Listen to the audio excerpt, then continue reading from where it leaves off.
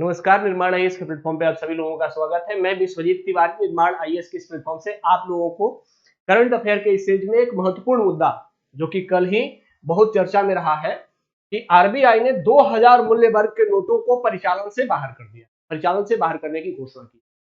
तो 2000 रुपए के मूल्य के जो नोट हैं वे अब कुछ समय के बाद मार्केट में नहीं दिखाई देंगे और आपके पास भी अगर वो 2000 रुपए के नोट होंगे तो वो जल्द ही बैंक के माध्यम से आरबीआई के पास पहुंच जाएंगे। अब प्रश्न उठता है कि ये सरकार का नोटिफिकेशन है कि जो नवंबर 2016 में सरकार ने जो आरबीआई एक्ट की जो धारा 24(1) है उसके माध्यम से 2000 रुपए के नोटों का परिचालन प्रारंभ किया था, उसको अब तत्काल परिचालन रद्द करने की घोषणा की गई है और इसमें एक टाइम लिमिट दिया गया है। टाइम लिमिट क्या दिया गया है कि जो यहां पे बताया गया है कि 30 सितंबर तक ये नोट सर्कुलेशन में बने रहेंगे और 30 सितंबर से पहले अगर किसी के पास 2000 रुपए मूल्य वर्ग के नोट हैं तो उन्हें किसी बैंक में जाकर के उसको जमा करना होगा, क्योंकि उसके बाद ही उन्हें बैंक अन्य मूल्य वर्ग के नोटों के माध्यम से वो रिप्लेस करेगा। तो आपको ये मैक्सिमम डेट दी गई है कि 30 सितंबर तक ये नोट आपको बैंकों में जमा करने हैं। अब प्रश्न उठता है कि सरकार ने ये किस पॉलिसी के तहत किया। तो यहां ध्यान ये रखना है कि सरकार ने एक क्लीन नोट पॉलिसी है। अब क्लीन नोट पॉलिसी क्या है? क्लीन नोट पॉलिसी का तात्पर्य है कि आरबीआई समय समय पर क्लीन नोट पॉलिसी के माध्यम से जो भी कटे फटे या घिसे नोट होते हैं उनको सर्कुलेशन से बाहर कर देती है। और ये बाहर क्यों किया जाता है? ताकि भारतीय रुपए की क्रेडिट बनाए रखी जा सके। ये क्लीन नोट पॉलिसी के तहत आरबीआई ऐसा करती है। तो आरबीआई ने कहा है कि ये जो 2000 मूल्य वर्ग के नोट लिए जा रहे हैं ये मुख्य रूप से क्लीन नोट पॉलिसी के माध्यम से ही या उसी पॉलिसी के अंतर्गत लिए जा रहे हैं। इसका मतलब है कि रुपए की क्रेडिट बचाने के लिए, तो क्रेडिट खराब कैसे होती है, आइए इस सीरीज में हम ये भी जानेंगे। फिर हम ये भी जानने का प्रयास करेंगे कि क्या अन्य भी कारण रहे हैं कि सरकार ने 2000 मूल्य वर्ग के नोट को वापस लिया है। तो यहां ध्यान रखना है हमें कि आरबीआई ने कहा है, बैंकों को आदेश दिया है कि ग्राहकों को, अगर ग्राहक आपको नोट लेकर के आपके पास आते हैं तो उन्हें तत्काल दूसरे मूल्य वर्ग के नोट उन्हें वापस कर दिए जाए। अब ये ध्यान रखना है कि सरकार ने जब 2016 में विमुद्रीकरण किया था तो उस समय सरकार ने 500 और 1000 रुपए के नोटों का परिचालन अचानक रद्द कर दिया था। तो ऐसे में अचानक में भारतीय अर्थव्यवस्था की मुद्रा आवश्यकता अचानक से प्रभावित हो गई थी, क्योंकि मार्केट में जो मुद्रा मूल्य वर्ग के मुद्रा में नोट थे वो बाहर हो गए थे। तो ऐसे में 2000 रुपए के नोट तत्काल मार्केट की आवश्यकता को, बाजार की आवश्यकता को पूरा करने के लिए इंट्रोड्यूस किए गए। अब इस इंट्रोडक्शन के बाद सरकार ने कहा है कि जो वर्तमान में, क्योंकि अन्य मूल्य वर्ग के नोट पर्याप्त मात्रा में प्रचलन में आ चुके हैं, इसीलिए जो 2000 रुपए के नोट जारी किए गए थे इसे अब परिचालन से बाहर कर दिया जाता है, क्योंकि 2000 रुपए का नोट जिस उद्देश्य से मार्केट में लाया गया था वह उद्देश्य पूरा हो गया है। उद्देश्य क्या बताया सरकार ने, आरबीआई ने? उद्देश्य ये बताया गया है कि 2016 के विमुद्रीकरण के बाद बाजार में तत्काल बड़े नोटों की या मुद्रा की उपलब्धता सीमित हो गई थी। तो उसको पूरा करने के लिए, ताकि बड़े नोटों के माध्यम से परिचालन को और तेजी से आगे बढ़ाया जा सके, इसीलिए सरकार ने ये 2000 रुपए मूल्य वर्ग का नोट इंट्रोड्यूस किया था। लेकिन जब ये बाजार की आवश्यकताएं पूर्ण हो गई है, मार्केट में अन्य मूल्य वर्ग की, इसका मतलब है कि 100 और 500 के नोट पर्याप्त परिचालन में है, तो ऐसे में 2000 मूल्य वर्ग के नोट की आवश्यकता समाप्त हो गई। तो ये दूसरा कारण रहा। फिर कहा जा रहा है कि पूर्व वित्त सचिव सुभाष चंद्र गर्ग ने सरकार को सुझाव दिया था कि 2000 रुपए की जो नोट है उसकी जमाखोरी बहुत अधिक बढ़ गई है। जमाखोरी, नकली नोटों में वृद्धि, टेरर फंडिंग, और इन सब के कारण 2000 रुपए के नोटों को वापस लेने का एक कारण यह भी बना है। क्योंकि एक बड़ा बीजेपी के एक सांसद हैं, राज्यसभा सांसद सुशील कुमार मोदी, इन्होंने संसद में कहा था कि 2000 के नोट बड़े बड़े लोगों ने जमा कर रखे। इसका मतलब है कि 2000 रुपए के नोट बाजार में दिखने कम हो गए थे, और इसका एकमात्र कारण था कि जो भी बड़े बड़े लोग हैं जो कि ब्लैक मनी में डीलिंग करते हैं, उन्होंने वे 2000 के नोट अपने पास छुपा लिए थे। इसीलिए 2000 के जितने नोट थे वे मार्केट में परिचालित होने कम हो गए थे। ऐसे में ये भारतीय अर्थव्यवस्था के लिए एक संकट पैदा कर रहे थे। यहां पर टेरर फंडिंग या फिर ब्लैक मनी का प्रभाव बढ़ रहा था। इसीलिए सरकार को यह 2000 के नोट को परिचालन से बंद करना। तो 3 कारण हो गए। पहला कारण कि सरकार ने एक जो पॉलिसी इंट्रोड्यूस होती है सरकार की, क्लीन नोट पॉलिसी, उसके तहत इस नोट को वापस लिया। दूसरा कारण सरकार ने बताया कि जो 2000 रुपए के मूल्य वर्ग के नोट को जारी करने के पीछे का उद्देश्य था वह वर्तमान में पूर्ण हो गया है, क्योंकि अन्य मूल्य वर्ग के नोट वर्तमान मार्केट में पर्याप्त मात्रा में आ गए हैं। तीसरा कारण था कि जो 2000 रुपए के नोट थे इनका उपयोग जमाखोरी, नकली नोटों में वृद्धि और टेरर फंडिंग में हो रही थी। इसलिए भी सरकार ने इस मूल्य वर्ग के नोट को मार्केट से वापस करने का निर्णय लिया।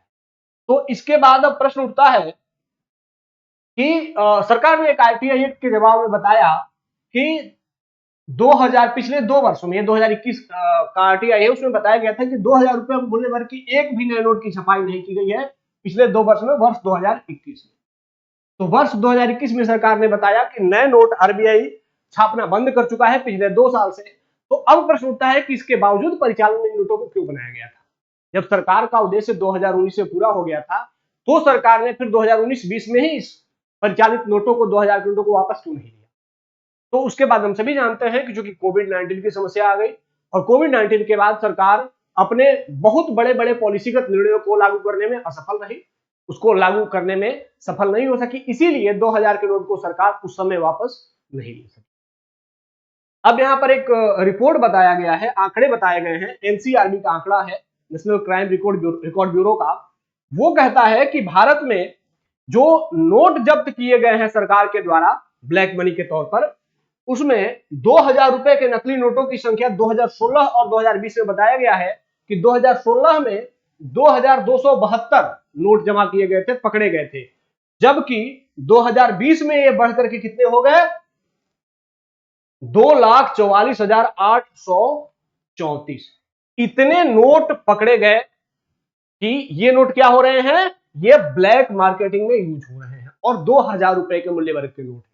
तो इससे पता चलता है कि क्राइम में, अपराध में भी मूल्य 2000 या बड़े नोटों के मूल्य वर्ग के जो नोट होते हैं, जो 2000 या 1000 रुपए के नोट होते हैं, क्योंकि 1000 वर्तमान में तो है नहीं, लेकिन 2000 मूल्य वर्ग का नोट उपस्थित है।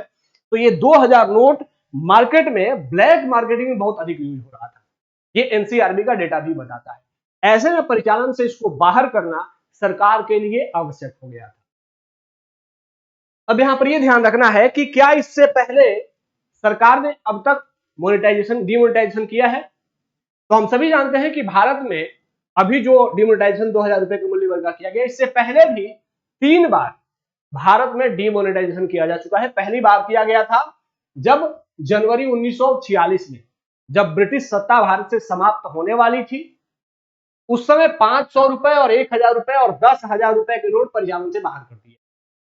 तो उस समय बाहर करने के पीछे का तात्पर्य था कि उन नोटों पर ब्रिटिश इंडिकेशन होता था, तो जो नए नोट हैं वो स्वतंत्र भारत के आइडेंटिटी के साथ प्रकाशित हो, इसलिए पुराने नोटों को बाहर किया गया था। फिर बाद में सरकार ने जनवरी 1978 में 1000 रुपए, 5000 रुपए और 10,000 रुपए के नोटों का विमुद्रीकरण कर दिया। उसके बाद फिर तीसरा विमुद्रीकरण, जो कि आप सभी इससे अवगत होंगे, नवंबर 2016 में किया गया, जिसमें 500 रुपए और 1000 रुपए के नोट चलन से बाहर किए गए। इन जो लास्ट का विमुद्रीकरण 2016 में किया गया, इसके पीछे सरकार ने बताया कि इसका उद्देश्य है कि मार्केट में जो ब्लैक मार्केटिंग हो रही है या फिर टेरर फंडिंग हो रही है, इसको रोका जा सके। और इसीलिए सरकार ने उसी समय 2000 रुपए के मूल्य वर्ग के नोटों को इंट्रोड्यूस किया। ठीक है, लेकिन अब विमुद्रीकरण के संदर्भ में हम ये भी जान लेते हैं कि इसके संदर्भ में प्रावधान क्या क्या है। तो सबसे पहले हम ये जानते हैं कि जो आरबीआई एक्ट 1934 की धारा 26(1) है, उसी को उपयोग करके आरबीआई मार्केट में नए नोटों को जारी करता है।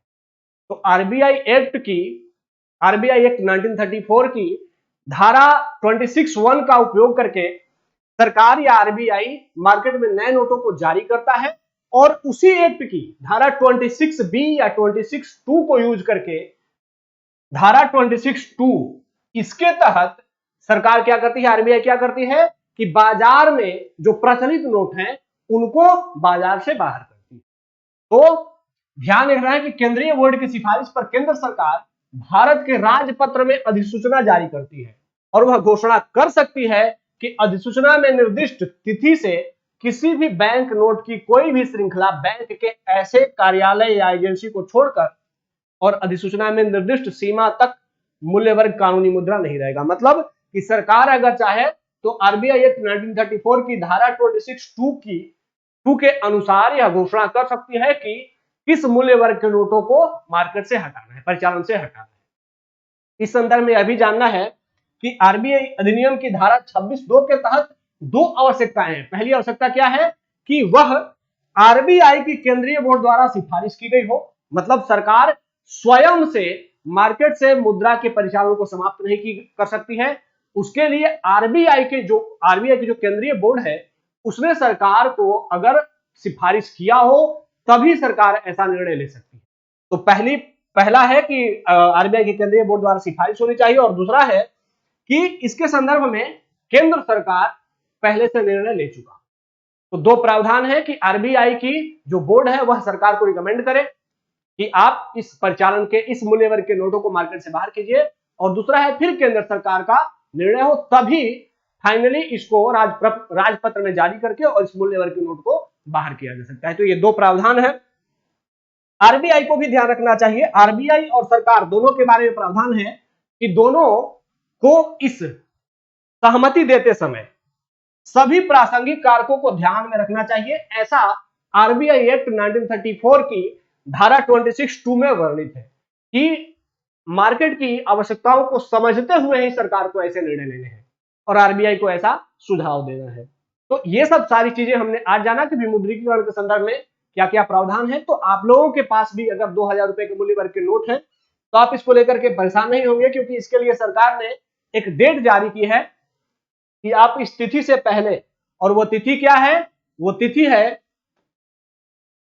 तिथि है कि 30 सितंबर तक आप अपने मूल्य वर्ग के नोटों को 2000 मूल्य वर्ग के नोटों को रिप्लेस कर सकते हैं। हाँ, ये ध्यान रखना है कि आप अधिकतम 20,000 रुपए तक ही एक बार में रिप्लेस कर सकते हैं। तो दूसरी बार अगर आपके पास 20,000 रुपए से अधिक के 2000 मूल्य वर्ग के नोट हैं तो आप उसको 2 बार या 3 बार करके जाकर के रिप्लेस कर सकते हैं। ठीक है, तो आज हमने जो आरबीआई की इस वर्तमान घोषणा के बारे में जाना। ऐसे ही रोचक या महत्वपूर्ण जो भी यूपीएससी के एग्जाम से जुड़े हुए तथ्य होंगे वो हम इसमें लगातार आपके साथ डिस्कस करते रहेंगे। आज के लिए इतना ही, धन्यवाद, जय हिंद।